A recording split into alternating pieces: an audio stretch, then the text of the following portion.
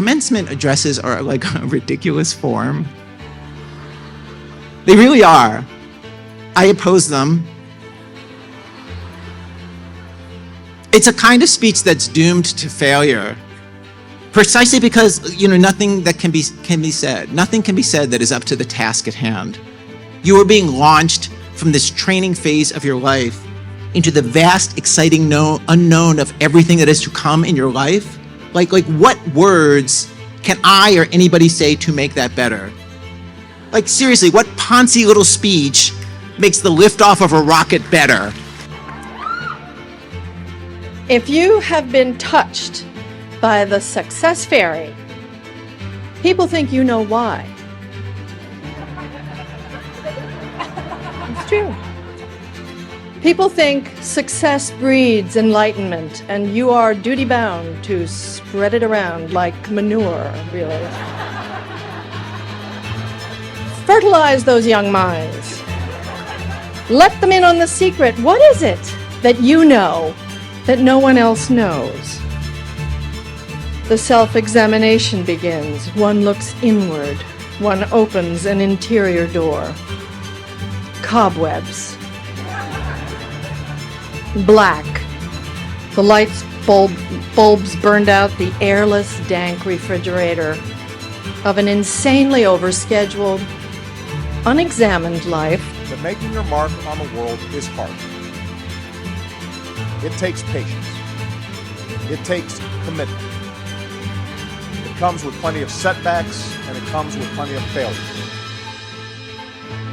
But whenever you feel that creeping cynicism, whenever you hear those voices say you can't make a difference, whenever somebody tells you to set your sights lower, the trajectory of this country should give you hope. Previous generations should give you hope. What young generations have done before should give you hope.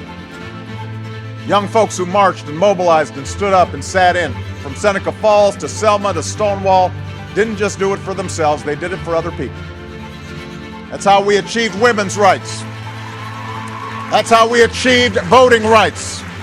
That's how we achieved workers' rights. That's how we achieved gay rights. That's how we've made this union more perfect.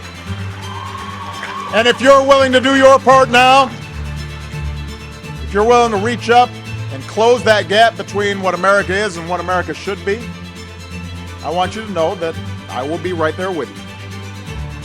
If you're ready to fight for that brilliant, radically simple idea of America, then no matter who you are or what you look like, no matter who you love or what God you worship, you can still pursue your own happiness. I will join you every step of the way. What you have to realize, though, is that everyone is scared. What is going to set you apart is how you deal with that fear, how you can power through it. And if you have the relentless determination, fortitude, and sheer tenacity to transform all of that nervous energy and anxiety into courage. Courage to try, courage to take risks, and courage to face failure. Admitting one's privilege isn't an indictment of oneself, but ignoring it in the face of those without is. And I believe the purpose of what we do with our time, with our resources, if it is not in support of all the life around us, then what we are doing, what we are engaged in, isn't worth anything at all. That is where the bar is now. From this pandemic, you can remake the world as it should be.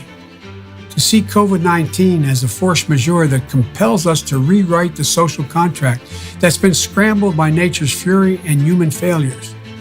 You can set the terms for an economy, healthcare system, education system, immigration system, and a justice system that uplifts more people of every race, gender, and generation.